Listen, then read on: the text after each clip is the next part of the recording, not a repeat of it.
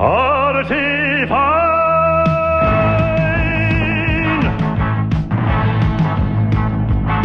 I got some economic hawks, a gin and tonic on the rocks, where angels fear to tread. I say, choose your booze, let's hit the red eye! Think of young Diana Durbin and how she sung on rum and bourbon, or enhance your luncheon hour with a planter's punch and a whiskey sour. If you feel like a wreck, try a horse's neck or a sherry with a cherry in the new finer size. If you don't name your poison, I'll have to get the boys in. The spirit of adventure opens one's eyes. Metal Gen, are we prepared? Oh, we are definitely prepared this time. Anyway, we are going back to Beating the Heat, and we are on Chapter 5. What do you mean going back? We've been doing Beating the Heat every week. Touché. So, I'm sorry, I wasn't thinking before I said at those things. Anyway, and either way, for those of you who didn't join us last time, a quick recap. The Wonderbolts came over to Rainbow Dash's house, and she is horny as fuck. That Soarin sounded like Stifler. What he does? Shut up. I will know what he does. Shut up. Spitfire tried to help out Rainbow Dash. Rainbow Dash met her husband Stormcrow. The fury of Aphrodite like fucking that is Fluttershy was released upon the town, and the Doctor and Twilight finally got a plan together to solve all this after using the sonic screwdriver on her multiple times. Will their plan actually work? What the fuck do you think? Also, Brayburn and Pinkie Pie were fucking in the Everfree Forest. Lots of the fuckings. Anyway, let us get right into Chapter 5 of Beating the Heat by Andrew Joshua Talon. Anyway, let it begin. Rainbow Dash slowly returned to consciousness, feeling as though she was resting on a nice warm cloud. She snuggled into it and stretched out, moaning a bit at the nice feeling of soft silk flowing over her fur. Hello, Rainbow Dash. Hello, Princess Celestia. Dash said, once again looking in the direction of the voice until horrific realization hit her. What?! She saw the princess sitting on the bed with her, wearing a warm smile. Dash's jaw fell to the surface of the bed, and she looked around almost frantically. They were in a warmly colored, comfortably adorned room with an ornate fireplace and a wide balcony overlooking the valley Ponyville resided in. Where am I? Dash asked. My bedroom. Celestia said. Dash sighed in relief. Dun dun dun dun dun dun dun. Dun, dun, dun, dun, dun, dun,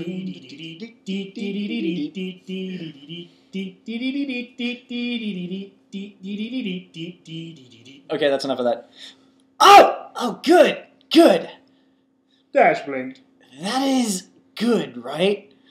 Of course it is, my little pony.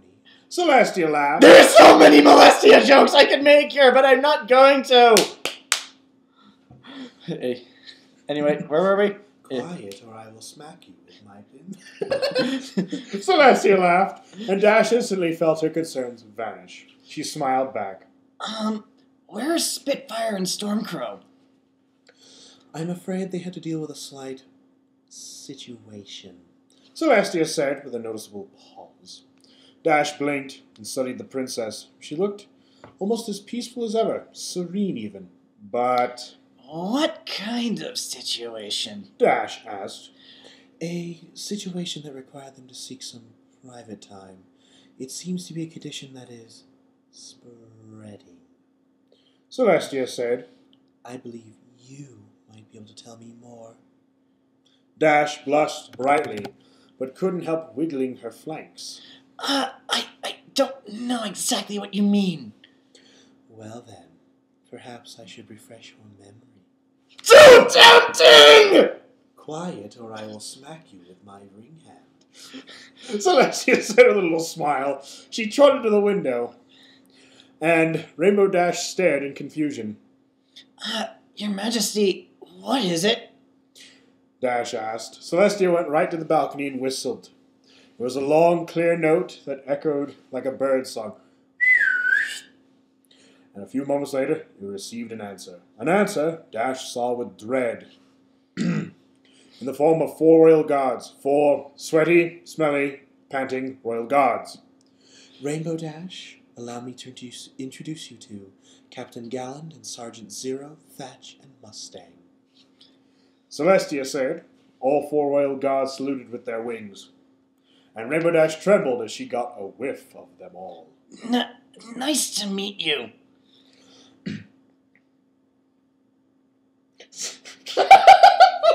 Sorry, ladies and gentlemen. I was reading a little further. Sergeant Mustang and Captain Galland are both veterans of air combat over Lamistan and Wolfenstein. And Thatch and Zero have served in our special forces over Adurna and Brahmain. And where did you serve, Zero? Celestia asked. In combat with the gigantic fire serpent during Discord's rampage, Your Majesty. The Stallion reported dutifully. That also turned into a set of moving explosions made of metal and lightning. He looked over at his companions. In fairness, every pony participated in trying to stop that. Yeah. Mustang said. His other companions nodded. That sounds so very metal. Dash crooned. Wait. About 20% more metal than most ponies could withstand. If you'll forgive me for saying so, miss. Zero said with a slight smile. The blue Pegasus trembled. Celestia nodded. Didn't all of you have to break the sound barrier about 4 times just to try and keep it contained? She gained a bit of a grin as she saw Rainbow Dash start to pant. 4 times? Dash asked breathlessly. 5 times, ma'am. Galland said. It was a good thing our section was with the Wonderbolts for a season or 2. Otherwise, we wouldn't have been able to synchronize our efforts. He looked over at Dash curiously as his fellow guards stared a bit more intensely. Wonderbolts? You were with the Wonderbolts? Dash asked, now poised on all 4s like a cat about to spring. Her tail is even waving, practically pointing to the ceiling. Yes, ma'am. Galland said, uncertainly. He looked over at Celestia. Ma'am, I'm not quite sure with this. It'll become clear very soon, Captain. Celestia soothed. One final detail. You are all single, are you not? Yes, Your Your Majesty. Majesty. We gotta do that again. Yes, Your Majesty. All 4 reported. Good. Celestia said cheerfully. Then I have a new assignment for you. Please serve the savior of our world twice over. She needs it. Keep her here. Keep her happy. How will we do that, Your Majesty? Captain Galland asked. I think you'll get a pretty good idea soon enough. Celestia said, If you'll excuse me. You forgot a quotation mark. Minor detail. Dash gasped. Princess, you can't just... I can't control myself! Yes, this much is obvious. Celestia said.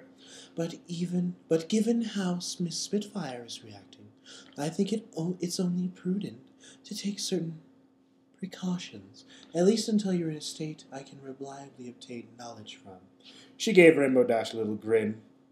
Besides, for a pony of your caliber, only the best would suffice. Please accept the service from ponies who all owe your best, including myself. Well... Dash said nervously, looking to the side. She looked back and yelped as she saw Celestia move right in front of her, giving her big puppy dog eyes. Please, Rainbow Dash. The princess pleaded. She lowered her voice. Besides, it's either have them service you or risk Luna getting her hooves on them. Dash gasped. Princess Luna is... Yes, so until that situation is handled, I require you to be handled. Understand? Celestia asked. But I... Please. Celestia asked, putting her hooves together and allowing her lower lip to wobble. Rainbow Dash looked past her at the gods, who all looked at her in admiration, which she liked, and lust, which she found herself liking even more. All right. Rainbow Dash said, "Wonderful!" Celestia said, clapping her hooves together. She looked over at the gods. "Are you comfortable with your mission, Captain?" Comfortable has nothing to do with it. Galland said, keeping his composure despite the influence of Dash's heat getting to him. All duty is enjoyable enough, especially in this case. Right, gentle colts? Right, sir! Actually, let's do that again. Right, sir! They said. You're fine with... You want me to do with all of them? Dash gasped. It's like, Of course. Thatch said with a shrug. After you've been through what we've been through, you're totally comfortable with one another. Giant snakes made of explosions do that. Zero said dryly. besides, it's not gay if it's a three-way. Saturday Night Live reference. Way to go, man. Way to go. Yeah. Anyway, Mustang intoned sagely. Or five-way, as long as there's a mare in the middle. At his comrade's stares, he shrugged. What? Well said, Mustang, Celestia complimented. You would say that, Celestia. She looked over at Dash. Any further worries? I can't remember them right now.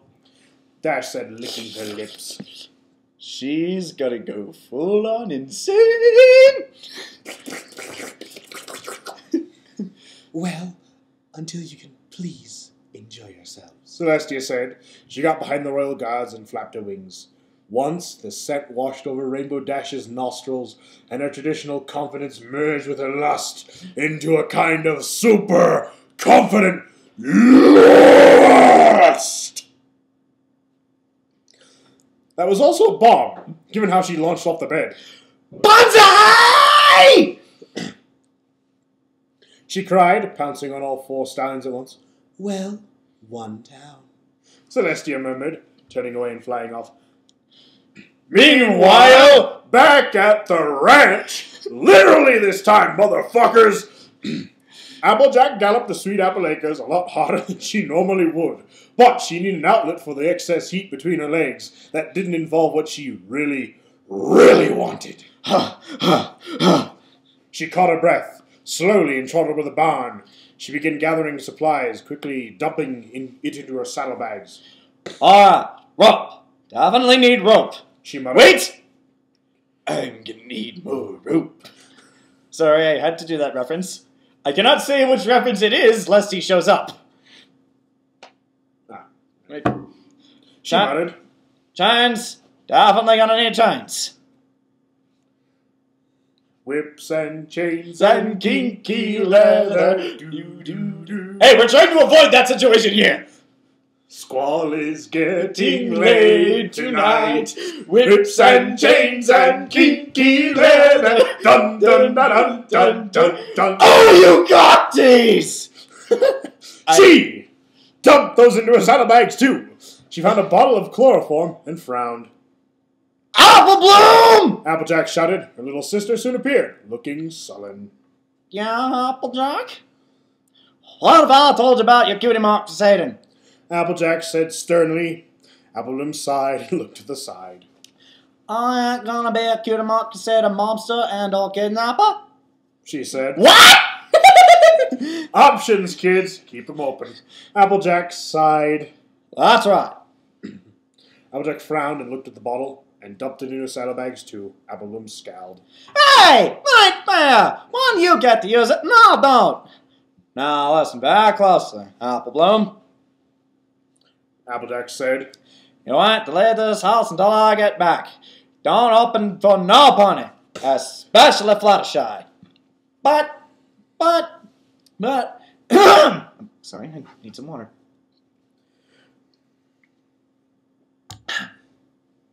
But, I don't have to wait before the summer sun celebration. Why do I have to stay inside? Applebloom pouted. Things have changed. Now I gotta stay in the house and don't come out for nothing. Promise? Applejack said. Applebloom pouted. Applejack growled and grabbed her chin with a hoof. Promise? I promise. Applebloom said sullenly. She headed off back to the farmhouse on Applejack's side. Oh, that's such common handy. She smiled. It'll keep Twilight from having to marry away with the doctor, at least. Oh, maybe I could have a turn if she's gonna. Applejack galloped out of the barn as though she were on fire, charged for the nearest water pool, and jumped right in. Meanwhile, just a few feet away at the ranch, In the sky! mind you, Soarin had a few problems with navigation around Ponyville. At least How do from you have my trouble knowledge. navigation around Ponyville? It's, you know what? Fuck it. It's a small ass town in the middle of a big ass field. Alright. He, and the other Wonderbolts could easily recognize the tall steeple of the city hall from training flights, and the Sweet Apple Acres barn stood out as a proud, obvious landmark. Still, he didn't think it'd be proper for him to just fly into the bedroom of some poor farmer, so instead he decided to land in the front entrance as a proper guest. Or at least he would have, if he hadn't spied an orange mare gallop out of the barn and jump into a pool of water. What in the hay? He gasped incredulously. He shifted his weight forward and dived, screaming right for the surface of the water. He then arrested his acceleration by spreading all 6 of his limbs, 7 if you count his tail, It's hair, so it wouldn't be. to break, and came to a hover right above the water. He dove his head in, took hold of the mane of the mare, and flapped his wings as hard as he could. Hey! What's the big idea? The mare coughed, sputtered, and cursed at him as he set her down on dry land. Soarin landed in front of her and scowled while wondering why she looked so familiar. Hey, that's my line! You're the crazy mare who jumped into the water! Crazy! I'll have you know that The mare looked shocked for a moment, and Soarin's memory made a connection. Hey, you're you're Applejack! Hey, remember me? Soarin asked with a grin. Soarin, the Wonderbolt? The mare trembled. Soarin frowned. Was she intimidated? That's not him speaking. Oh, wait! She just doesn't recognize me without the uniform! Soarin thought to himself, quite reasonably. You know, you sold me that pie? That wonderful, delicious apple pie? It was fantastic, by the way. Worth every bit. Soarin said with a smile. You really should go. Applejack said quickly, turning away with a bright blush. Soarin blinked in confusion and came up alongside her. Huh? Really? You ought to leave. Right now. Applejack warned, suddenly looking away from him. So this is the thanks I get for saving your life? Soarin asked with a raised eyebrow. Some country hospitality. Y'all didn't save my life. Now get it. I'm trying to save yours. Applejack growled. Soarin huffed. Oh yeah? From what? From me, you idiot. It's not the time to explain. So get it. Applejack swung her rear around and chambered her legs to kick him, but Soarin, however, was fast, and so he hopped over to attack her and hover above. Imagine Soarin would be really flipping fast. Right? What? He shouted in disbelief. Go! Run, you idiot! Soarin responded by charging her and knocking her in the back, perfectly executed body blow. He then got on top of her with her legs apart, with his. What in time? Isn't it all about what the hell are you doing? Applejack screamed at him. Soarin growled, trying to keep her pinned. I'm trying to stop you from hurting yourself. What exactly is the problem? You're the problem! Applejack shouted at him. I'm gonna eat something awful and you're the ideal sound for me to ride. Is that clear enough for you? Soarin blinked. A bright blush was on Applejack's cheeks, and his gained the same coloring as he caught her scent. Her wonderful, enticing scent. That is a problem, Soarin said in a low voice. Applejack's struggles lessened, and she licked her lips. Oh, darn it. I was being so careful today. It did not get too close, and here you go, playing a hero like a brainless idiot. Applejack breathed in a husky voice. I like playing hero, Soarin said with an aroused growl as he nuzzled her neck. I happen to be damn good at it in real life. Some hero tells me rotten something they don't understand. Applejack hissed back. Ah, You like it, though, don't you? Soarin said with a feral grin. Applejack very slowly nodded. Well, why don't I just... Soarin's eyes bugged out as a cotton ball went over his face. Applejack was shaken out of her heat induced by the trance by a smell of chloroform. She rolled out from under Soarin before he collapsed. Applejack looked over at her savior, the doctor. Sorry, I saw him flying for your farm and I feared the worst. The doctor said, You all right? how did you know about the chloroform in her bag? Who knows? He's the doctor. Applejack felt very brief urge to buck the doctor's head off his shoulders, but was able to suppress it. Ah, I'm fine. Applejack grumbled. How's Spock doing? Well, he's having trouble getting the others away from their bows. The doctor said. He glanced at Soarin. Seems you had some trouble too. He said wryly. Ah, some. Applejack admitted. I'll be down there in a second. Y'all better get out of here. Right. The doctor said. The time pony galloped off, leaving Applejack with an unconscious Soarin. She licked her lips. Applejack! Wait. I forgot. Meanwhile, just a few feet away, At the house on the ranch.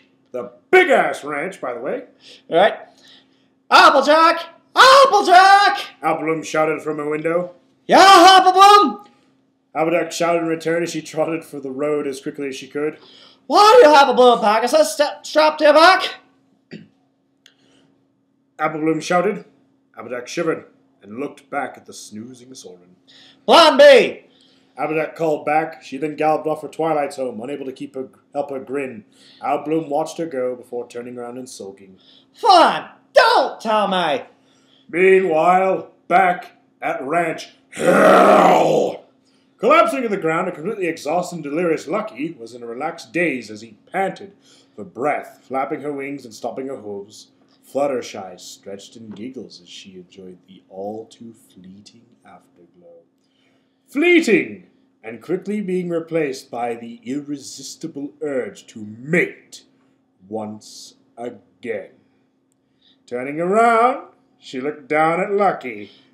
I would like to go again. She said to him. Staring up at this pony made of sacks, Lucky ignored his body's wails of, "You already mounted her 5 times in rapid succession! Stop!" Hint. I thought I was voicing Lucky. I don't remember. You know what? I'm going to give you that one. Fuck it. And tried to get back up on his hooves, his legs shaking while he was a newborn foal. He rose up, let out a wheeze, and fell back down. And I got this one. And I am spent! He declared in a mock British accent. Fluttershy could see this, and decided that she'd try her luck elsewhere, but up chin. Opening her wings, she lifted off into the air without giving her broken toy any second thought and began circling overhead like a hawk, searching for prey. He's a goddamn succubus! Succubus trying to take my baby!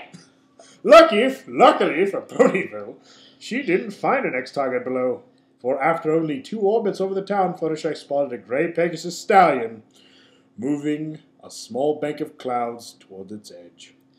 You know what I think? Wait, no, I got this one. Of all days for Rainbow Dash to decide to act like a recluse, I'm not as fast as she is. There's way too much sky over Ponyville for one Pegasus. Vince, one of the many Pegasus who helped out during the winter wrap-up, complained as he pushed the clouds together. Hi, it's Vince with ShamWow.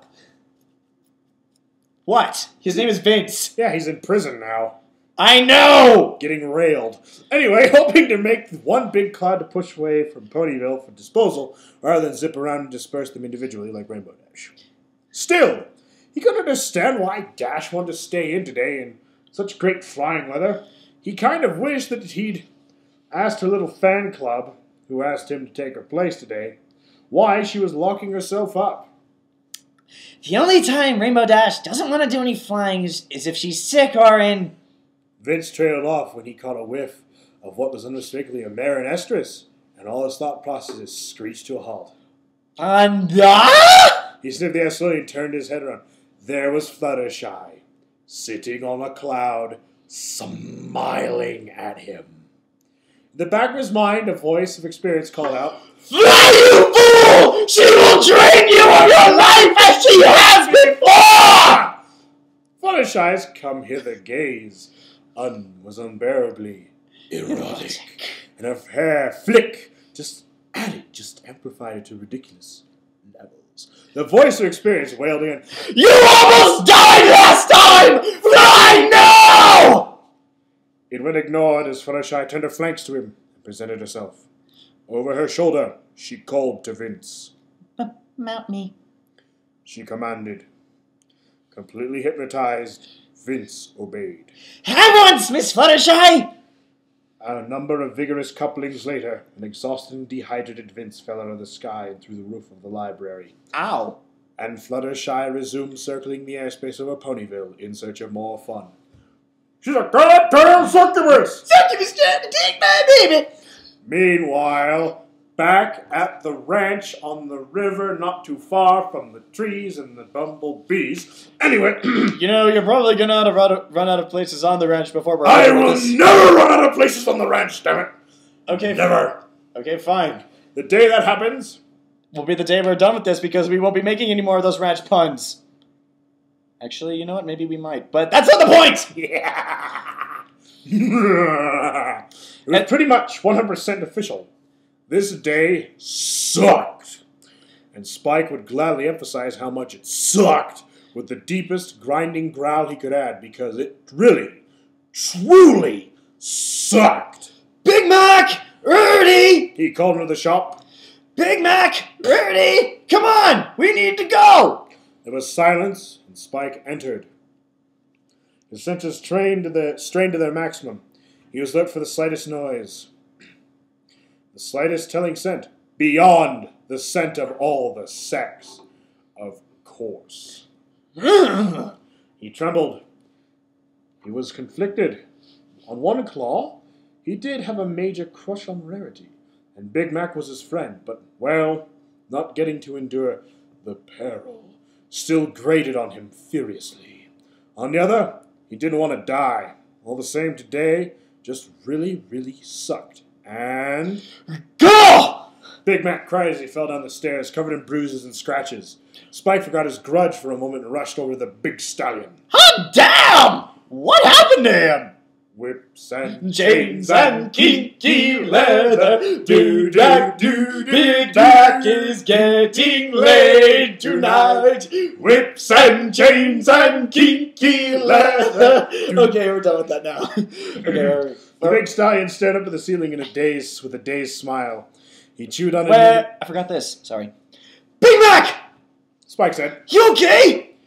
The big stallion stared up at the ceiling with a dazed smile. He chewed on a knitting needle. Ow. Which had taken the place of his usual piece of grass between his teeth.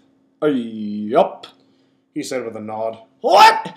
What happened? Spike asked, eyes wide as he took in the damage. As Big Mac opened his mouth, Spike waved his claws. I mean, not the details of... why are you downstairs? Tom out. Big Mac said with a grin that reminded Spike of the look he'd been wearing right after surviving going out over a waterfall. The recent past had held mind-numbing terror, but also plenty of excitement to make up for it. Well, we need to get her to Canterlot. Spike said. It's the only way to fix this before Princess Luna becomes like this. Don't say well she shouldn't got some relaxing in herself. Big Mac commented. What about when she's 10 times as bad as Fluttershy? Spike asked grimly. Big Mac huffed. Oh, that upon makes such a big deal out of her hate. Ain't that bad. But everybody was in such a panic. Spike protested. Big Mac nodded. Yup. They acted like it was the end of the world! Spike pushed. Big Mac thoughtfully chewed on his knitting needle. Yup. But it isn't a big problem to you! Spike asked in disbelief. Nope. Big Mac said. He got up and shook his mane. Spike stared in some disbelief. Alright. How is it not a big deal? Sure, how's certain wares being dealt with? Big Mac said mysteriously. I'll just leave it at that. Spike gawped at the stallion for a while before shaking his head clear. Alright. Well, what if every mare in Equestria becomes like Fluttershy? Because that is also very possible. Big Mac paused his chewing, blinked, and then slowly nodded. Oh, that might be a problem. Yup. So, we're going to need to get Rarity and all the other elements fast! Spike said. Can you get her to Twilight's library? Yup. Big Mac said with a nod. Sorry. Excuse me. Do I want to know how you're going to do that? Spike asked. Big Stallion shook his head with a grin. Nope. Didn't think so. Spike said dryly. He headed outside and spotted a cloaked figure trotting into town. Hey! He ran towards the figure. Could it be? Zecora! He called. The figure turned her mane and smiled at Spike through the shadow of a hood. Some pony to explain, I seek. Why all of Ponyville seems so meek. She sniffed the air. Aromas of lust and fear, yet menace I cannot see here. It's Fluttershy! She's in heat! Spike replied. So is Pinkie Pie, in the woods I have spied. Zecora said. She's busy with her new Applebloom, dancing a dance to make new pink ponies. Spike shivered and forced the mental image out of his mind. He needed to focus. Do you remember exactly where? We need her and all the other elements of harmony to keep this from happening to... What are you looking at? Spike asked. Zecora was staring intently at him and licking her lips. Do you know, little purple dragon, the worth of your seed? So many potions can be made from doing the deed. Zecora said with a little smile. Zecora, not you too! Spike gasped, backing away. The zebra chuckled throatily. An observation only, my dear dragon. I did not even bring the proper flagon. Ew! Phew! Sighed Spike. Zecora nuzzled the top of his head and breathed against his sensitive head ridges. Of course, for a substitute, I assume you would not object to using my... Zecora! Spike cried. Jumping back, Zecora shrugged. Just a thought. Anyway, can you get Pinkie Pie here? Spike said. She is easily brought. The zebra said. Good, then get going! Spike said. The zebra nodded and licked her lips. Though, if we should fail in our task... Yeah. You can... You can get your flask! Spike sighed. I didn't know I'd need to dance hard for this day. Wait, I didn't know I'd need a dance card for this day. Zecora galloped away quickly. Spike rubbed his chin. That's rarity. Pinkie Pie, Applejack is coming soon. Twilight should still be in the library. That leaves Rainbow Dash and Fluttershy. Now, how am I going to find Fluttershy? Oh, excuse me, Spike, but I was wondering if it wasn't too much trouble, could you do something for me? A low, sensual voice asked in his ear. Spike froze and slowly looked to his right. A pair of bright, beautiful blue eyes were locked on him, just above a sweet, hungry smile. Well, one problem solved. The dragon thought with a gulp. And, on author's note, can I get a... Dun dun dun! How will this get resolved? Will Spike be able to resist the temptations of Fluttershy? Will Applejack have to use her plan B? Will there be more fucking? Tune in next time. The answer is yes to that last question. There will be fucking. Who are these mysterious strangers? Will our hero... Who are these mysterious strangers? What do they want? And will our heroes be able to defeat them? Tune in right now. Zarbonda, Doria, Frieza, and oh my... No. Wait, what? Anyway... Alright, that concludes Chapter 5. We hope you had a good time. And ladies and gentlemen, good night, good luck, and enjoy the fucking. Yes.